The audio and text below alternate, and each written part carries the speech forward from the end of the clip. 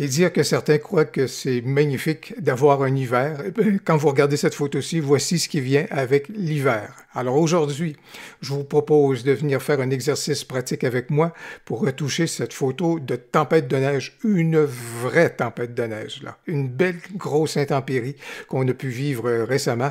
Alors on va retoucher cette photo-ci et ça va mettre à profit plusieurs des astuces dont vous avez pu prendre connaissance dans nos exercices précédents. C'est ça qui va être intéressant. Alors, c'est un exercice pratique que je vous invite et par la suite, vous pourrez l'afficher dans vos médias sociaux en disant que vous avez affronté les hivers rigoureux canadiens, montréalais et québécois. Bref, voici donc notre rendez-vous d'aujourd'hui. Si c'est votre première visite sur cette chaîne, bonjour, mon nom est Louis Lavoie, je suis l'auteur du blog et de la chaîne fairedelabellephoto.com. C'est une chaîne qui s'applique à partager avec vous des trucs, des conseils, des astuces de même que des découvertes afin que vous puissiez progresser dans le domaine de la photo. Si vous aimez des vidéos comme celle-ci, n'hésitez donc pas à cliquer sur j'aime, n'hésitez surtout pas à vous abonner. Je vois que vous vous intéressez à la retouche photo, je vois que vous aimez faire des exercices pratiques, ben ça tombe bien, j'en ai justement plusieurs à vous suggérer. Alors, comme à l'habitude, vous allez dans le descriptif de la vidéo, vous allez retrouver un lien pour télécharger un fichier TIFF ou encore un fichier JPEG. Vous utilisez le logiciel de retouche photo de votre choix pour faire les opérations que je vais faire. Je vais me tourner encore une fois vers Lightroom, mais c'est les curseurs vers lesquels je vais me tourner, les fonctionnalités vers lesquelles je vais me tourner, ben, sont les mêmes dans la majorité donc, des logiciels de retouche photo. Donc, vous êtes en mesure vraiment, à ce moment-là, de pouvoir faire une correspondance avec votre logiciel de retouche photo de votre choix.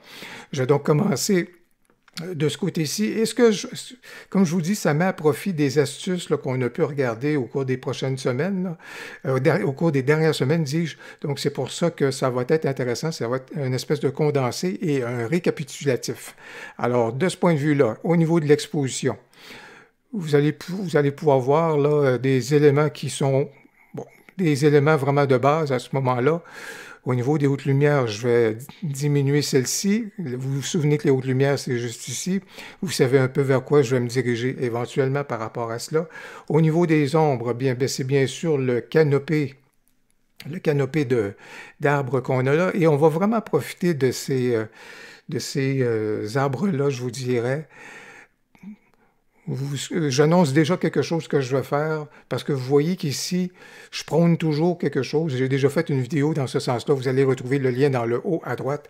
Le cadre dans le cadre. Alors, vous avez votre cadre photo, bien sûr, mais c'est intéressant quand il y a un élément qui vient créer un cadre naturel ou artificiel, bien sûr, qui vient cerner davantage votre sujet. Or, ici, là, vous avez une très belle illustration du cadre dans le cadre, à ce moment-là, avec justement les arbres qui sont juste ici, qui viennent rétrécir notre vue, notre vision, viennent cerner davantage l'action, notre regard vers, évidemment, le personnage qui est en train de déambuler dans la rue qui est au beau milieu de la tempête de neige. Alors, c'est pour ça que tout à l'heure, vous allez voir de quelle façon on va profiter de cet élément-là.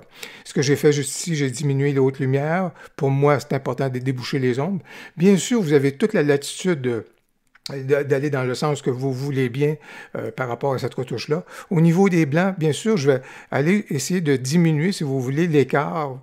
J'en ai déjà parlé précédemment. Vous allez retrouver le lien dans le haut à droite sur une astuce qui, à mon avis, est assez importante et qu'on va probablement remettre à contribution aujourd'hui.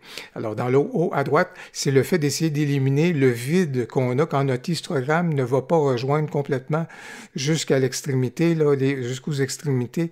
Donc, de l'histogramme, lorsque notre information de fichier ne va pas rejoindre ce truc-là, ben ça fait toujours cette espèce d'élément grisâtre-là. Évidemment, si je poussais comme ça pour aller chercher un blanc pur, ben vous allez voir comment tout ça devient beaucoup trop éclatant et puis on vient de perdre complètement la densité de la neige. C'est pour ça que c'est vraiment pas la stratégie à privilégier, d'où l'astuce que j'ai partagée avec vous il y a quelques semaines. Alors, on va y recourir dans quelques instants. Et au niveau des noirs, ici, vous allez voir que je vais diminuer mes noirs, mais je n'irai pas jusqu'à créer un point noir pur. Encore une fois, si j'allais faire ça pour aller chercher un noir pur, ben vous voyez comment ça assombrit complètement toute ma scène. Alors, c'est pour ça que je ne veux pas aller jusque-là. Je vais y aller de façon mitoyenne, je vous dirais. Et vous allez voir l'astuce que je vais utiliser justement pour aller chercher un peu plus de contraste tout à l'heure. Ça va être, je pense que ça va être intéressant. Au niveau de la texture, absolument. Dans ce cas ici, là, la texture, c'est un outil de prédilection de ce point de vue-là, puis je vais en mettre pas mal, parce que qu'est-ce que fait la texture? Ben, ça vient apporter de la densité, mais ça vient apporter surtout de la précision sur les flocons de neige. Alors, on va certainement faire ça.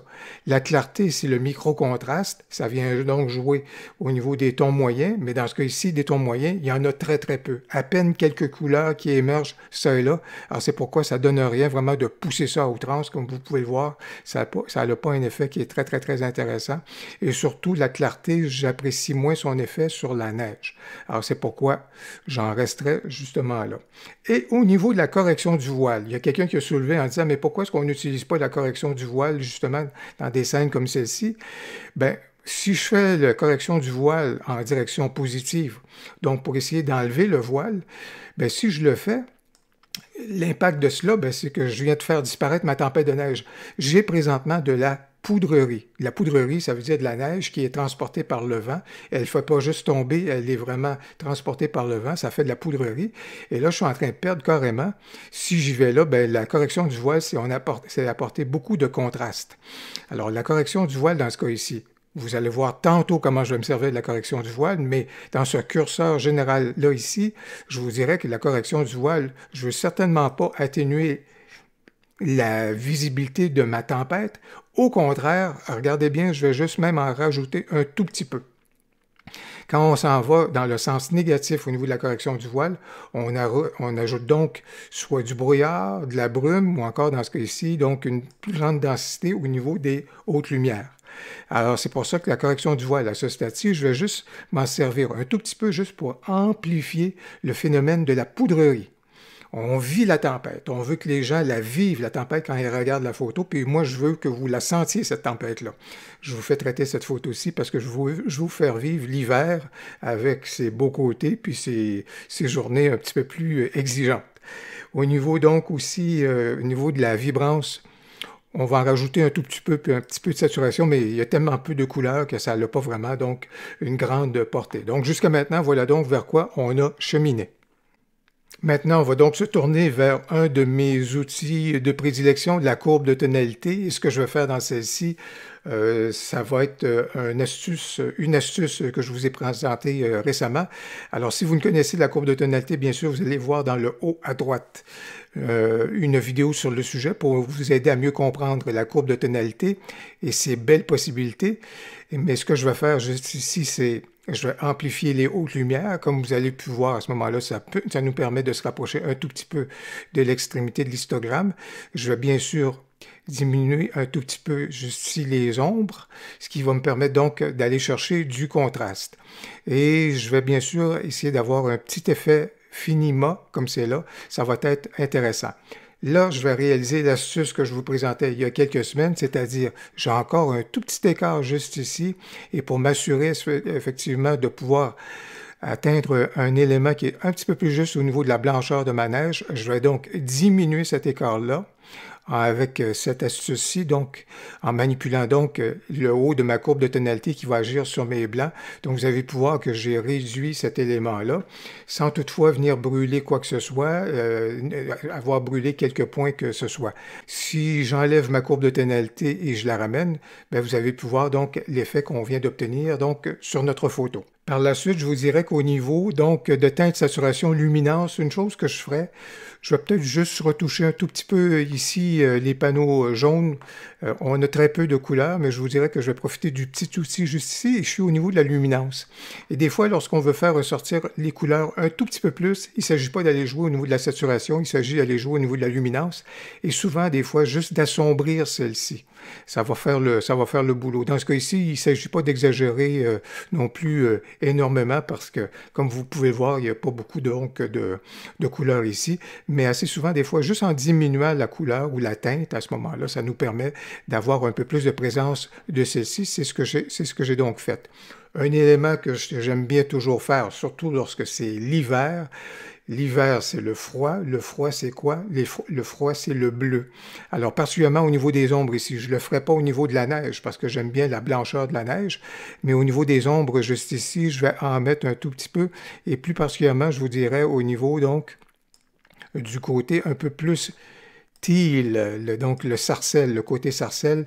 Je vais donc mettre ça au niveau de mes ombres là-dessus et je vous dirais que je vais peut-être juste à ce moment-là l'amener un peu plus dans ce registre ici comme c'est là. Alors vous voyez ici, ça l'a particulièrement au niveau du couvert des arbres à ce moment-là, ça l'a surtout agi dans cette direction-là, je vous dirais. Alors voilà donc pour ce qui est des retouches que j'apportais jusqu'à maintenant, mais là je vais commencer à faire une retouche qui est localisée, donc en mettant à profit quelque chose que vous avez pu mettre en pratique dans un ou deux exercices précédents. Donc je vais faire ça et c'est ce qu'on va s'appliquer à faire avec notre filtre gradué. Ce que je vais vouloir faire avec le filtre gradué, c'est de m'aider à créer le cadre dans le cadre. Donc, ce que je veux faire, c'est me créer avec le filtre un masque. Juste ici, comme on peut voir, encore ici, c'est parce que mon exposition était à -4. Mais si on regarde le masque qui a été créé, voilà donc avec le filtre gradué, le masque s'est appliqué sur l'ensemble de ma scène. Et ce que je veux faire, c'est que je veux cerner mon masque précisément juste ici sur le couvert forestier à ce moment-là, sur le couvert des arbres, pour pouvoir amplifier celui-ci et amener mon regard un peu plus donc vers le personnage dans ma scène. Alors ce que je vais vouloir faire, c'est donc encore là, c'est créer un masque de luminosité. Vous vous souvenez, on a créé un masque de luminosité dans un exercice précédent. Encore une fois, si vous avez besoin de revenir là-dessus, je vous renvoie vers une vidéo qui a été créée sur le sujet. Donc, comme vous pouvez le voir actuellement, comme c'est là, je suis en train de créer mon masque de façon beaucoup plus circonscrite. Là où est-ce que le blanc apparaît, alors ça veut donc dire dans le haut plus particulièrement, même si ça apparaît un tout petit peu sur les véhicules, juste ici, ça ne me dérange pas. Alors, le masque qui a été créé, et encore une fois, si je fais juste cliquer là-dessus avec le rouge, ça vous permet donc de voir la zone où est-ce que ça intervient. Certains pourraient dire que je pourrais me créer une vignette. Ce que je vais faire, c'est revenir à l'équivalent d'une vignette, mais c'est parce que la vignette s'appliquerait également dans le bas à droite, dans le bas à gauche, et surtout également dans le bas de la photo juste ici sur la neige. Je ne pense pas que c'est pertinent à cet effet-là. Alors, je vais donc amplifier, si vous voulez, la présence des branches d'arbres. Et comment je vais y parvenir? Et oui, à ce moment-là, en profitant des noirs. Alors, je vais aller me chercher un point noir qui va être un peu plus prononcé, comme vous pouvez le constater, comme c'est là. Donc, j'ai donc plus de présence au niveau des arbres. Et croyez-le ou non, je vais me tourner vers la correction du voile.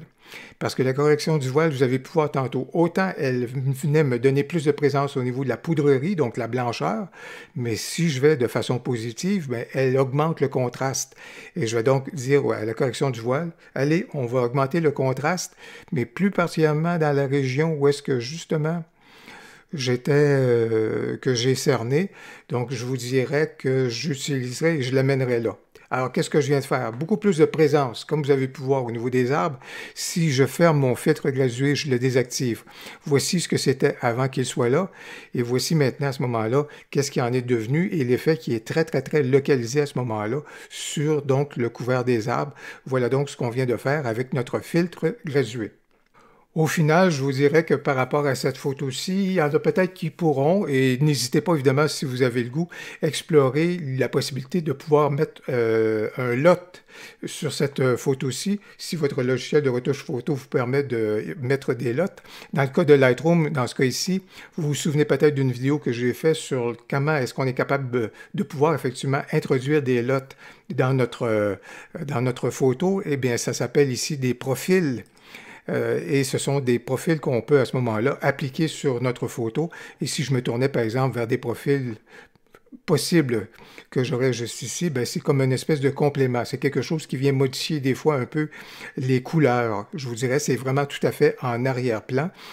Et si jamais vous étiez intéressé par un profil, par exemple, ou un lot, dans le cas, bien entendu, vous êtes en mesure d'amortir, d'atténuer l'impact de celui-ci, comme vous pouvez le constater dans ce cas-ci, dans Lightroom, tout comme dans votre logiciel de retouche photo, vous avez probablement aussi un curseur pour pouvoir bonifier, tonifier ou diminuer, si vous voulez, la portée de de ce style d'image, pas de style d'image, mais de ce style de couleur-là, de ce lot-là, vous êtes peut-être en mesure justement de pouvoir quantifier l'impact de celui-ci. Bien, vous pourrez voir si c'est quelque chose qui peut vous convenir. Si je voulais revenir à ma photo juste avant l'application donc de ce profil de couleur, bien, je pourrais tout simplement le mettre à 0 juste ici. Voici ce qu'elle était, voici ce que c'est. L'impact est vraiment pas si significatif que ça. Au bout du compte, vous verrez si vous avez le goût d'appliquer un lot ou non à votre photo. Écoutez, j'espère que j'ai pu vous amener à vivre l'expérience d'une tempête de neige, à vous la faire vivre un tout petit peu et surtout à vous encourager à la faire et à ce que vous soyez en mesure de faire vivre une tempête de neige aux gens qui vont pouvoir voir votre retouche photo. Si vous avez aimé la vidéo, n'hésitez donc pas à cliquer sur j'aime, n'hésitez surtout pas à vous abonner et surtout à commenter. J'ai bien hâte de vous lire. Au plaisir, à la prochaine.